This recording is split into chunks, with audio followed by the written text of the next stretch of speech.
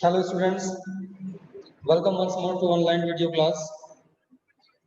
Yesterday I had started the class for computer. We had started a new chapter, that is arrays. But yesterday only few students had joined, many had missed the class. So today first I will revise the topics that I had explained yesterday. Because if you miss the first class, then whole chapter you will not understand. So the basic things I will explain once more. So please listen carefully. Arrays. Arrays is a collection of variables of similar types. For example, when we declare a variable like this and store a variable x equal to 5. X is a normal variable, it can store one value at a time. If you update this variable with new value like x equal to 6, then previous value will be removed by new value. So at a time, one variable can store only one value. But sometimes we need to store many values of similar types together. So with normal variable, it is not possible. That is why we are using arrays. Arrays is a collection of variables of same type. Suppose for example, when we want to store the data of 40 students of 10th C, like 40 names, 40 total marks, and age of these 40 students. So we need 40, 40, 40, 120 variables. If we don't know array, then 120 variables are required to store the data of 40 students of 10th C. If we want to store their names, their age, and their total marks. So you can imagine declaring 120 variables and storing the data in those 120 variables will become a complex work. And suppose we want to design a program to display the name of the students according to their rankings. Means top scorer in terminal examination. Name should be displayed on top. Then the second highest scorer's name should be below that. In the same way, lowest scorer's name should be at the bottom. So creating a logic for sorting the total marks of students, then displaying according to their ranking. That logic will become even more difficult when we don't have the concept of arrays. So we need to store so many data in different variables and then write logic to sort the total marks according to descending order so that we can find the name of the students according to their ranking. So that is why we need the concept of arrays. So arrays, once more, I am going to explain. It is not a normal variable, but it is like a variable. Array is a collection of variables of similar types. Similar types is the condition. We cannot store the data in an array of integer type in which we want to store the names. Because if array is declared integer type, all the data should belong to integer only. So now the types of arrays. There are two types of arrays, single dimensional array and double dimensional array. In your book, whenever you find pair of big brackets like here, it shows that it is a single dimensional array. But when you find two brackets like this close to each other, it shows that it is a double dimensional array. Fortunately, this year it is removed from your ICSE syllabus. So this DDA you don't have to study this year. We will study only single dimensional array. Now, syntax to declare an SDA or single dimensional array.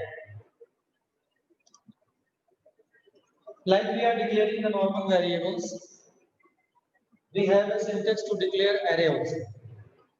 For normal variable, we are writing the data type, then the name of variable.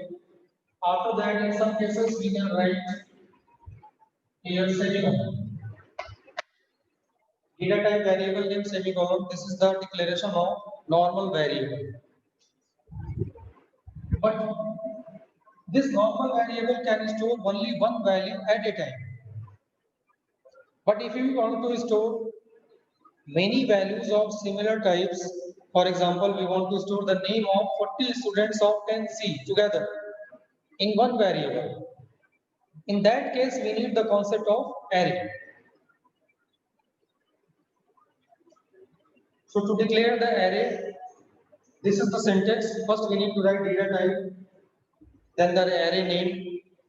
After that, square box. For SDA, pair of square box is required, equal to new operator. Then again the same data type which is declared here. We will not change the type. And in the bracket, big bracket again, size of the array we will mention. Size makes sure that how many values our array is going to store. Means that is the upper limit of the array to hold the data. But we have the flexibility. We can store less value than the maximum size of the array, or we can store up to the limit, but we have a restriction. If the size of the array is 40, we cannot store the data of more than 40 persons. So that is the syntax. Now the example to declare. Suppose we want to store the data of 40 students of 10C. We want to store their name. We want to store the marks obtained by the students in two different arrays. So first we need to declare array having name. This name is the name of the array, and here data type is a string. Since we are going to store the name, so data type, name of the array, then this bracket, new operator, then same data type that is mentioned here again we will write. Then in the bracket, here we have to mention the size of the array, means what is the maximum limit of the array. While writing the size of the array, always remember two things. We can store only integer value here without any sign. Don't put plus or minus. Only normal integer like here 40. Either you can store constant, direct constant like I have done here 40, or you can store here variable also which stores the value 40. Suppose this 40 we have stored in a variable. You can see in x equal to 40. If it is declared in the beginning, then instead of 40, we can write x because it is already storing the same data. So variable can be used in the size, constant can be used. Similarly, I have declared another array of marks which belongs to double type. It also can store the marks of 40 students. So I think declaration of array is clear. What is array, that is also clear. Now sometimes we don't need the size of the array. We are not sure how many data we are going to store. When we are sure about the size of the array, we can, in that case, we can declare the array with the size, specific size. But in some cases, if we are not sure what is the size of the array, in that case, we can declare unsized array. So for unsized array, we have the flexibility to store as many values as we want. So when all the data is entered by the user, in that case, during compilation, compiler will automatically create the size of that unsized array depending on how many values are entered by the user. Now the length function.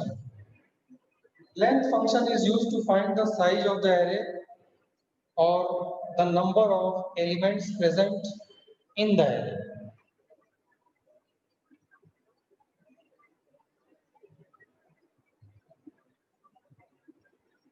So to find the size of the array, first we need to write integer variable, then equal to name of the array dot length. In string handling, we have studied the length function.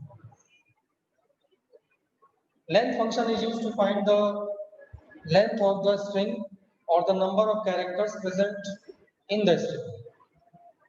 In the same way, same length function can be used with the array also, and the concept is same. It can find the size of the array or number of elements present in the array. But we have one difference. When we are using length in string and when we are using same functional length with array. So be careful about this. When we are using length function with string, then bracket is required, that I have explained in the previous chapter. But by using the length function with arrays, don't use bracket after this. Never use this bracket. It must be used with string and it must not be used with arrays. If you use it with array, it will give syntax error. So that is why it is not used. So unsized array and length function, I will explain with one example. Please see the example from the board.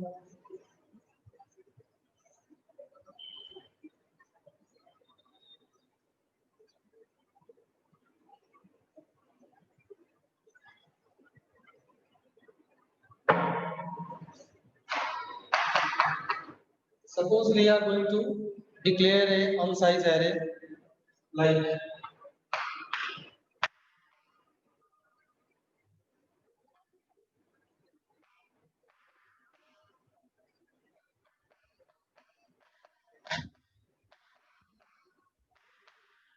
this is the syntax to declare unsized array.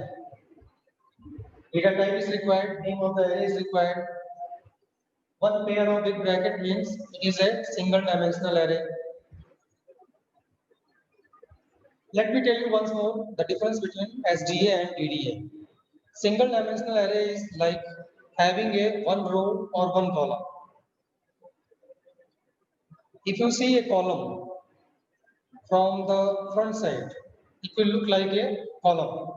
But when you move 90 degree and when you see the same column, it will look like a row. So column and row is different in mathematics. Column means vertical line, row means horizontal line. But in case of arrays, column and rows are same.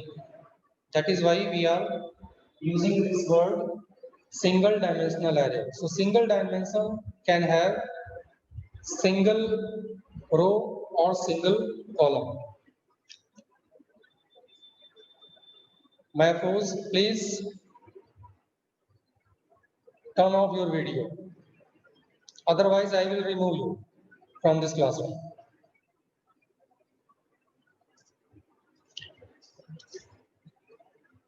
So in case of arrays, whenever a SDA is mentioned, so SDA can be considered as either row or column. Row and column are same in case of single dimensional array. So now we have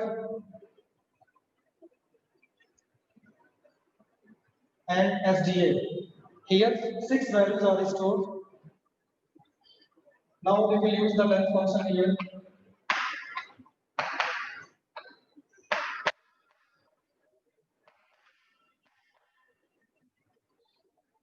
See, the syntax is first we need to write integer variable, that is intel.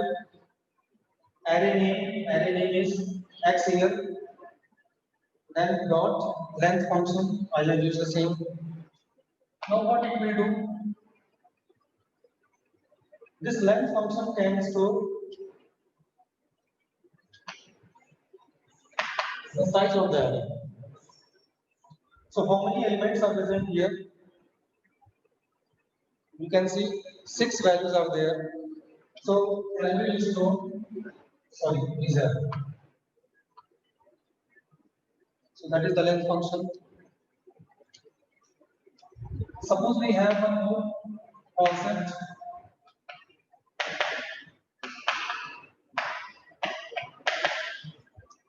We want to access the elements of the array. So accessing the element is very important topic. How to access the elements?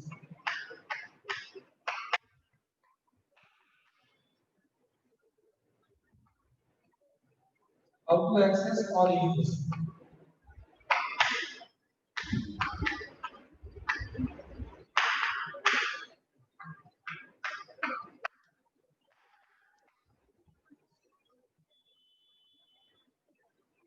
For accessing the elements, the syntax is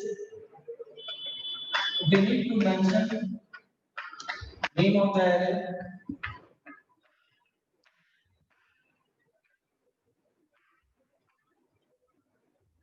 then index will be written inside this big bracket.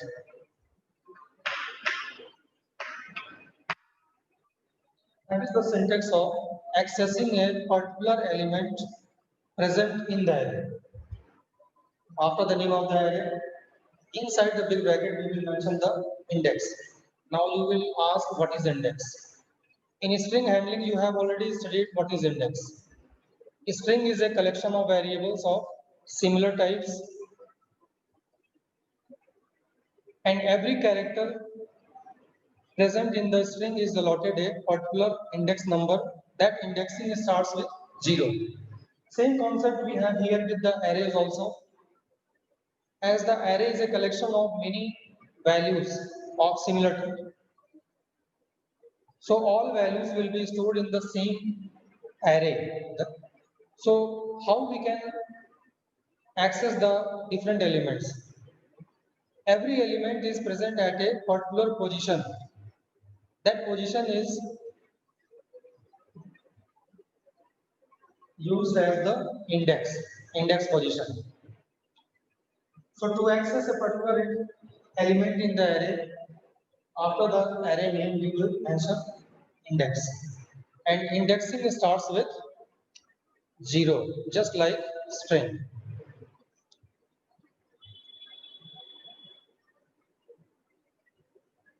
Suppose here we want to find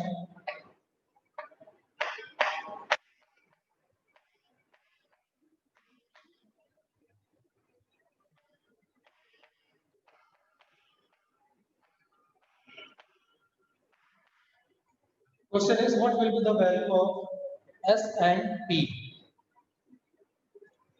when the given code is executed.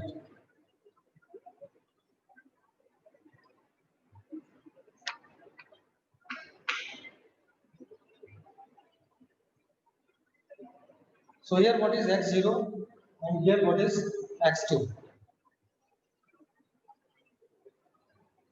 So first see the working here.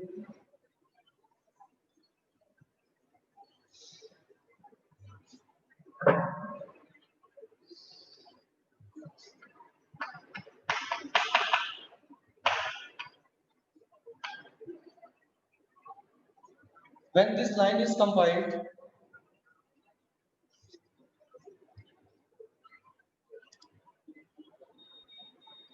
but let me remove one student, he is disturbing the class. Okay.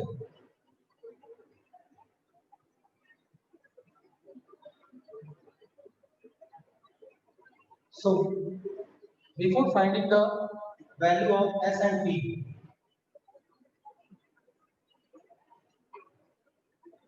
the structure of the array you should know.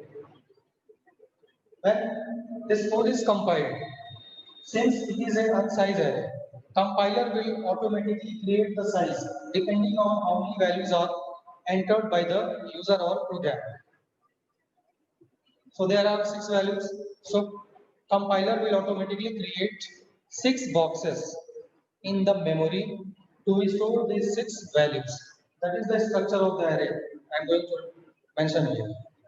So whenever you deal with the elements of the array, always remember this structure.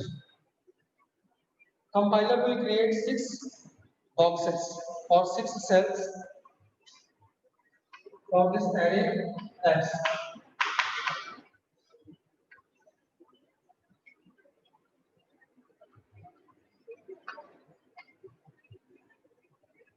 First value will be stored in the first box, second value will go to the second box, and so on. So 6 values are stored from the beginning till the end. Now indexing will start with 0. So this is the index of first element, like this. That is the index. Now we can calculate this value very easily.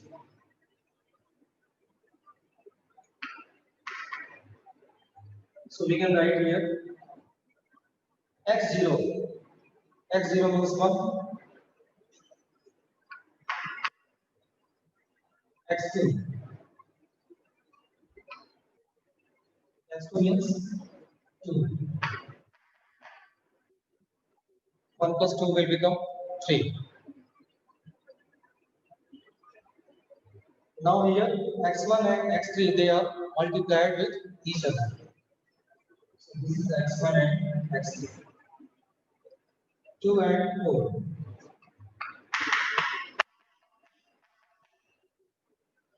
So value of S and P will be 3 and 8. We can apply all the arithmetic operators like plus, minus, star, slash, modulus with the elements present in this given array, because all the elements belong to integer type. So all the operations which are done on integers can be applied with the elements of array also. So I think it should be clear to you how to access the elements of the array. That is the revision part that we had discussed yesterday. One more thing I had explained yesterday, how much bytes are required to store a single dimensional array. See that point also.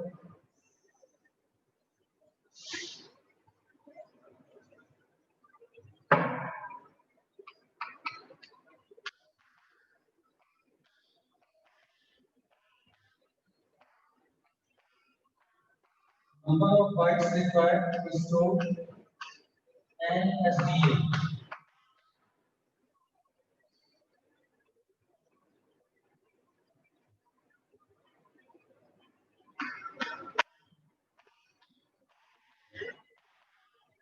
We have a formula here. We need to write size of array with size of data type.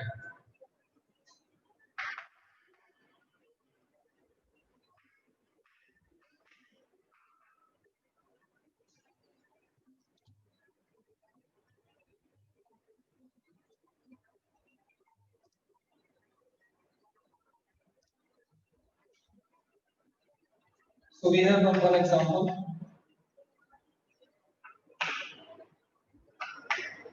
Find the number of bytes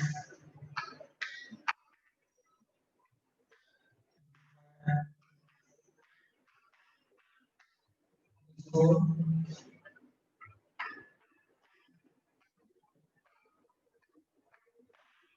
array M and N of char and long type.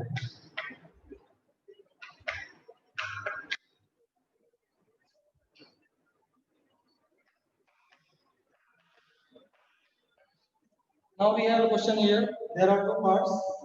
Find how many bytes required to store array M, which has a size 20, and second array N has size 25, and they both belong to different data type. First array N belongs to char type, and second array N belongs to long type. So for first one,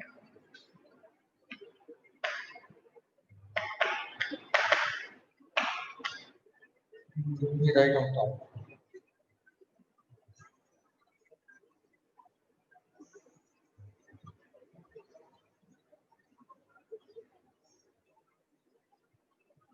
So number of bytes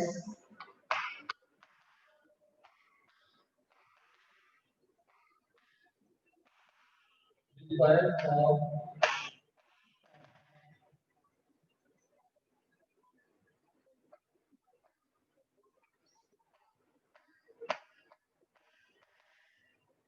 and for array. So for array M, formula is here. Size of array is required first. So here size is 20. Here size is 25. Now we need to learn the size of data type that you have studied many times. Size of char type is 2 bytes and size of second one is long. It has 8 bytes. So 8 bytes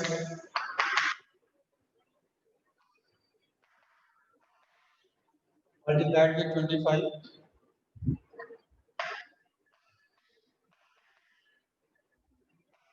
That is your answer.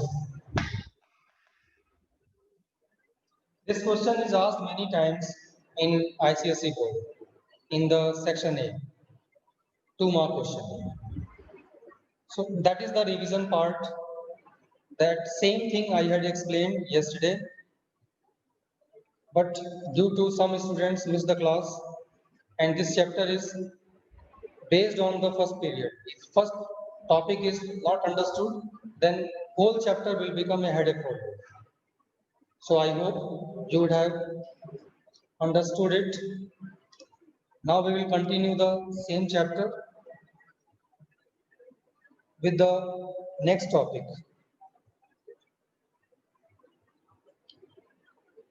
How the data can be stored in array-based programs.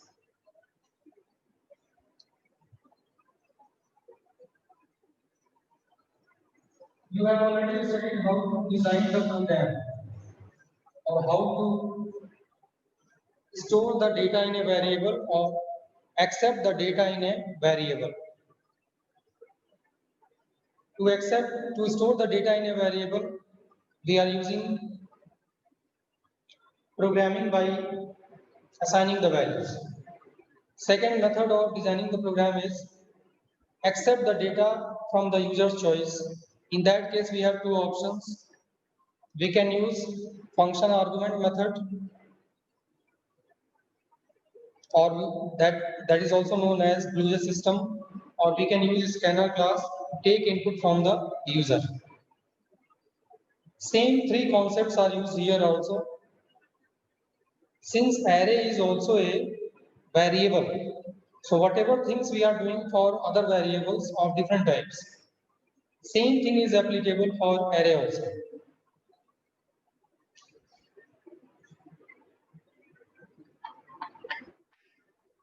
How to store or accept data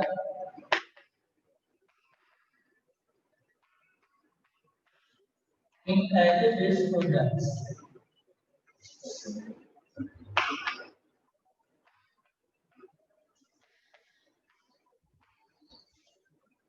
As you know, every program has three parts. First, we need input from the user.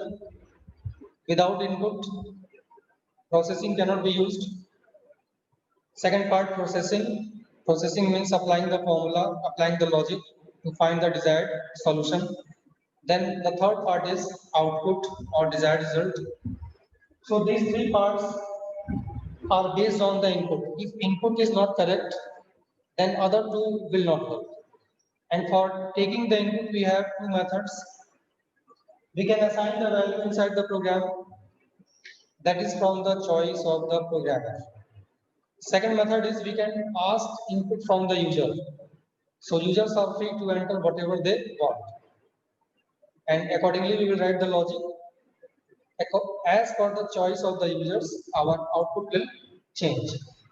So these three things you have already seen with normal variables. Same thing we will study with arrays. So how to store or accept? Store means assigning the value. Accept means taking input from the user in array-based programs.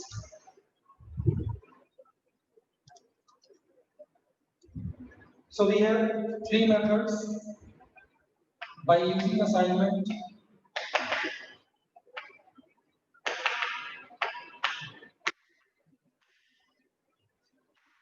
by using function argument,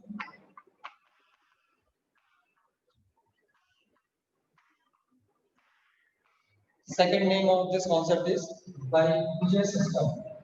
You are familiar with that.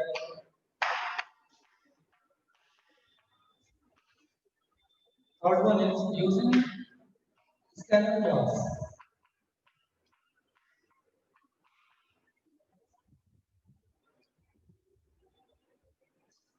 So first we will start with first concept by using assignment.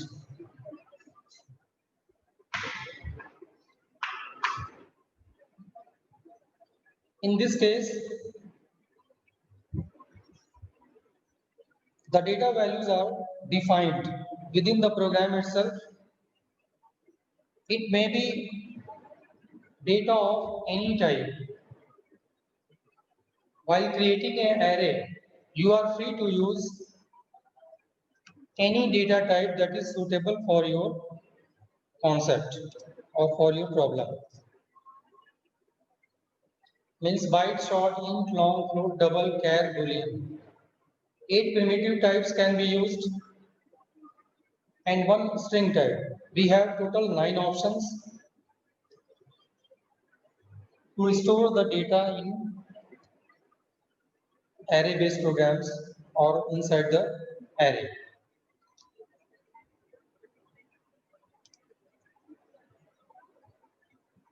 So with one program, I will explain it how to design a program using assignment.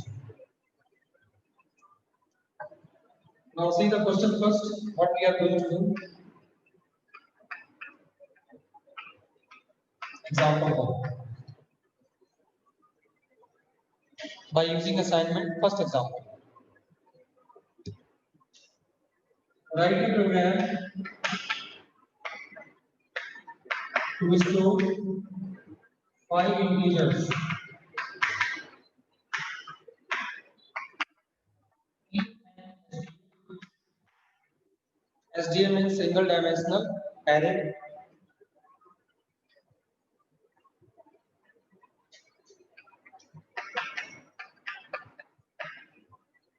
display all the elements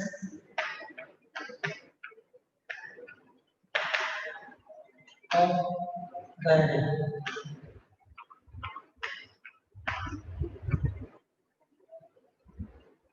Find the sum of all the elements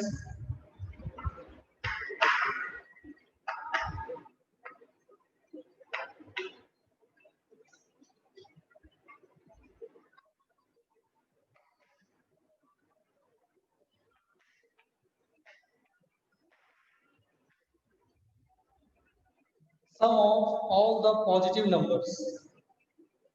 So I'm making it slightly complex by adding some more options.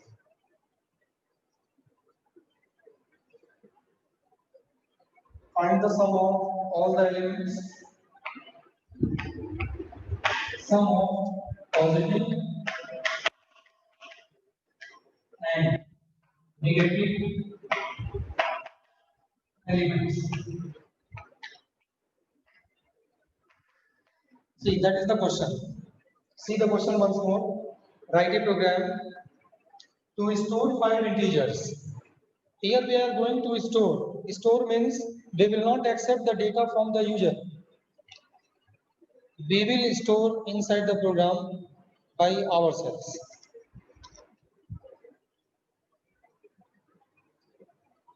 So when we store by ourselves, we have this concept to be used. By using assignment, we can store. After storing the 5 integers in an array, then the next thing is display all the elements of the array. Means print it. Find the sum of all the elements, sum of all the positive elements, sum of all the negative elements. That is the question. Now I am going to start the program from the top. Please see carefully and try to understand it. These are the basic things. If you don't understand these basic things, then this chapter will become difficult for you. And the same notes I had provided yesterday also in the PDF file. Whatever I had explained yesterday, I had posted a PDF file. You can prepare your notes from that PDF file. And for today's topic also, in advance, in the morning, I have posted a PDF file. So prepare your notes in the sequence.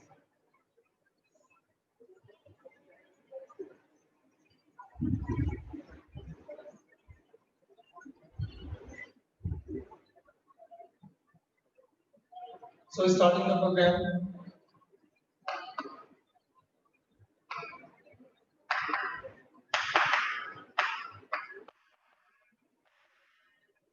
Last name you can write any name. I have written assign integer.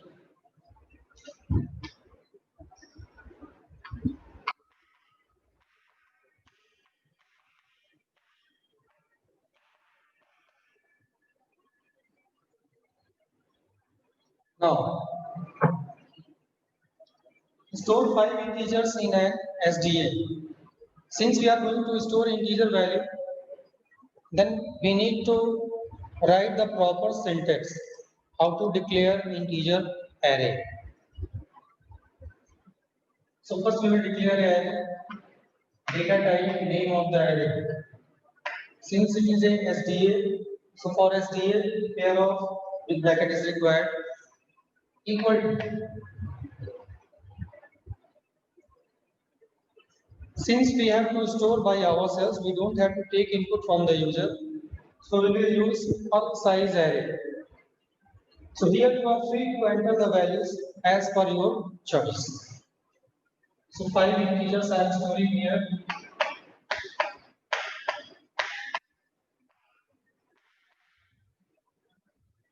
First line is over.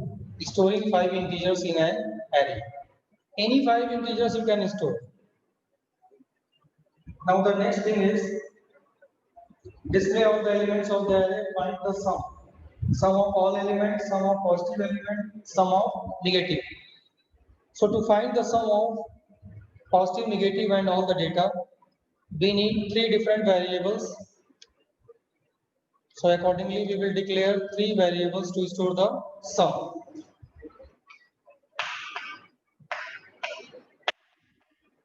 And you know that whenever we add the values in a variable, we should initialize the variable with 0.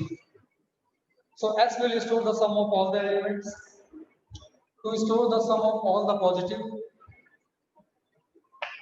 SP. SP means sum of positive elements. Sn, sum of negative elements.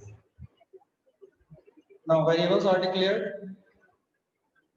Now, before this topic, I had explained the structure of the array. Please see here. When compiler will compile these codes, after compilation of this line, since there are 5 elements in the array, compiler will create the size of the array as 5 in the memory. So 5 boxes will be created like this is working process.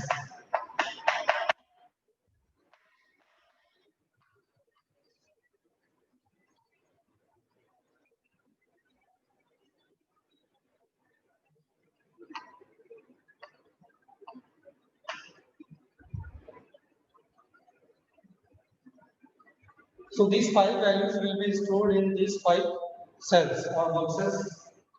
First value will go to the first box, second value to second box like this, and so on. So 5 values are stored. Now the index of these elements. Indexing is very important in array and in string handling. So you are familiar with that indexing. First value in the array is allotted index number 0. So 0 is the index for 1 is the index of next value like this, and so on. Total values are 5 and indexing is from 0 to 4. So now display the elements of the array. We have to print the elements. So before that we can give a message.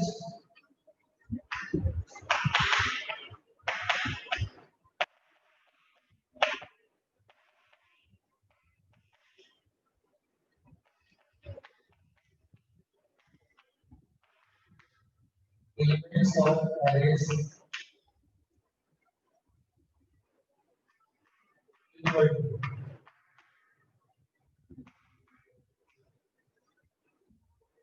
This message will appear on the terminal window when you execute the program. So after this message, all the elements should print on the screen.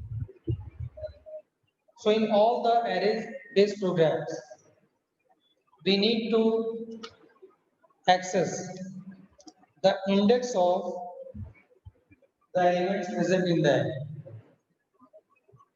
Since starting index is 0 and the last index is 4. So we can create a loop in which we will cover all these indexes. So we need a loop variable. I also can be declared here to control the loop.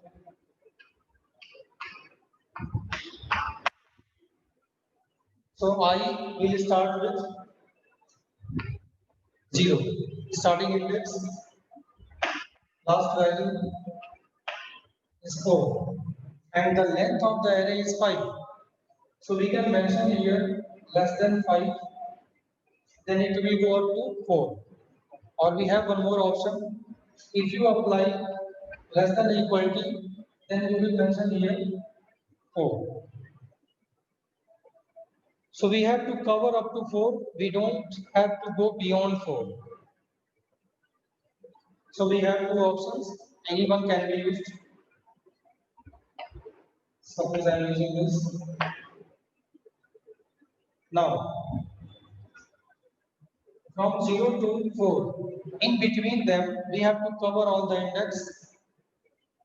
So I plus plus. Now with this loop, all the index present in the array can be covered very easily. Now, when I equal to 0,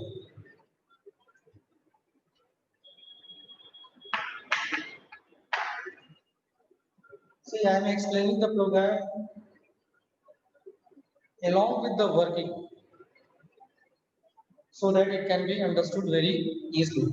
So when I equal to 0, it will check the condition 0 is less than 5.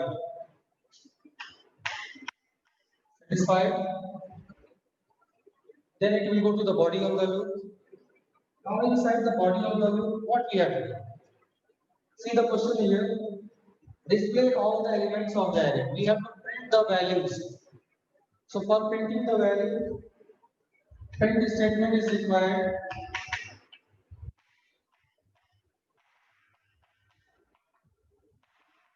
Now here println should be used or print should be used. It depends on it. In question it is not mentioned whether we have to print in different line or same line.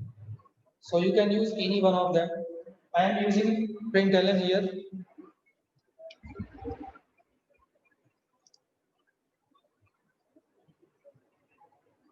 So what we will print when I equal to 0. At 0 index, whichever element is present, that we have to print. Now we need to access the element present at 0 index from the array M. Name of the array is M here. So let us write the name of the array. So to access the elements of the array, we have a syntax. First we need to write the name of the array. Then index will be inside the bracket. So when I equal to 0,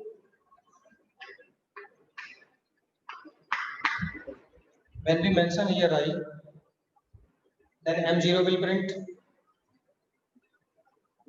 So when M0 will print, it means you will get 1 on the terminal. See your output. When I equal to 0, 0 less than 5 true, then it will go to the body here. So first it will print M0, and M0 means 1. We have got 1. At the same time, we have to do 3 more things: finding the sum of all the elements, sum of positive element, sum of negative element. So for that,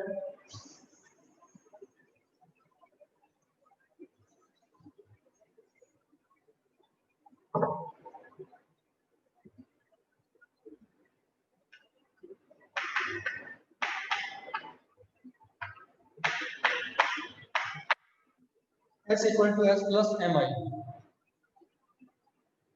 So what it will do? In the beginning S is 0. So 0 plus Mi, that is M0.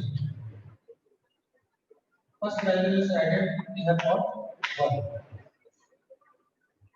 Now we have to check whether this value is positive or negative. So we apply if condition.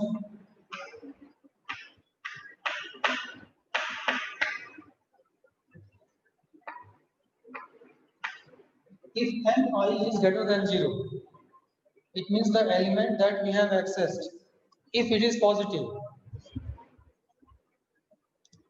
then where it will be added? We have declared SP to store the sum of positive integers. So if Mi is positive, then SP is equal to SP plus Mi. So if you check for this value, when I equal to 0, at 0 index we have 1. So 1 is positive, it belongs to this category, satisfied. So this value will get added in SP. If it's satisfied, so SP equal to SP 0 plus 1, 1. Suppose we are giving some negative numbers here, minus 3 and minus 4. Let us add it minus 3 and minus 4 here. Because we need to add negative also and positive also. So 2 are negative there. Now, else part, if the element is not positive, then what will happen? Then it will go to else part. In the else part, Sn equal to Sn plus Ni. So that is the formula.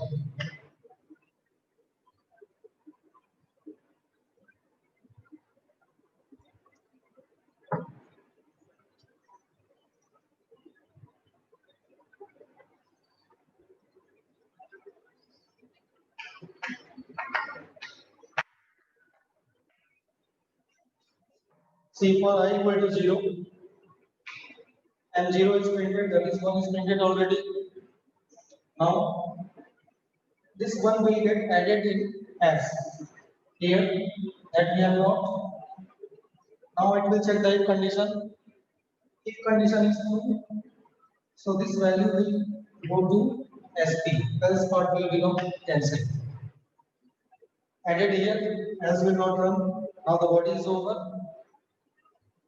When body is over, first iteration of the loop is over. Now I will update here. I will become true. Same process will repeat. 2 is less than 5. True. Again it will go to the body. First it will print. Sorry. After 0 we have 1. So first it will print M1. M1 means which value? That is 2. So in the terminal window we will get second number. Now M1 will get added in S. So S equal to S plus previous value of S, that is here.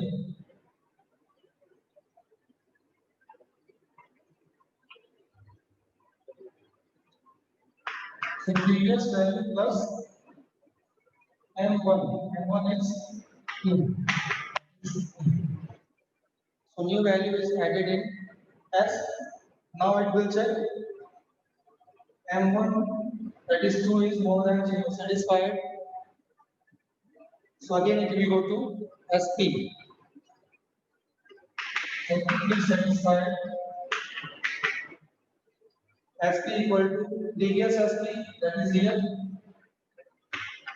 plus new value.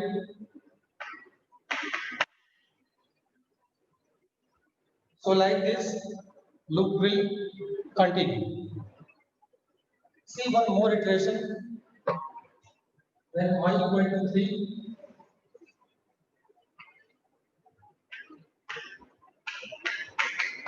sorry 2. From here,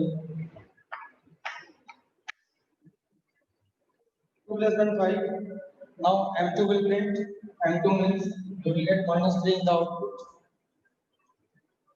Then S equal to S plus M2. Previous value of S, here we have 3 plus minus 2. Now, if condition will fail, because at 2 index we have negative number, so it will go to else part. So what will happen here? Sn equal to Sn, previous value of Sn is 0 plus Mi, that is M2, M2 is minus 3. So like this will be it. And here we will get.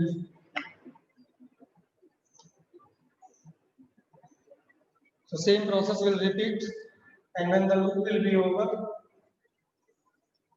then in the end we need to print all the details.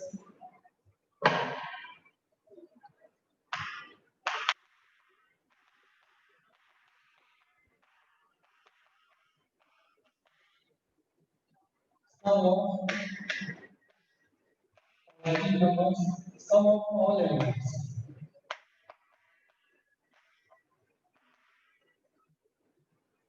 Let me sum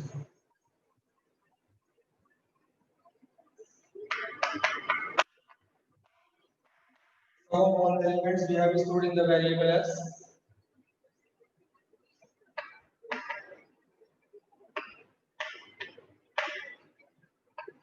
sum of positive elements.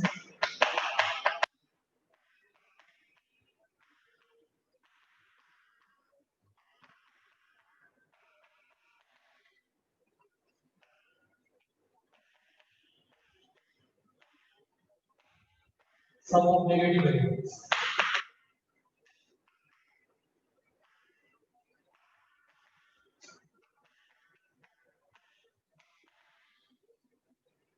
And after this, your program will end. So that is the whole program. I hope you would have understood this program. Same program and some other programs I have posted today in the PDF file.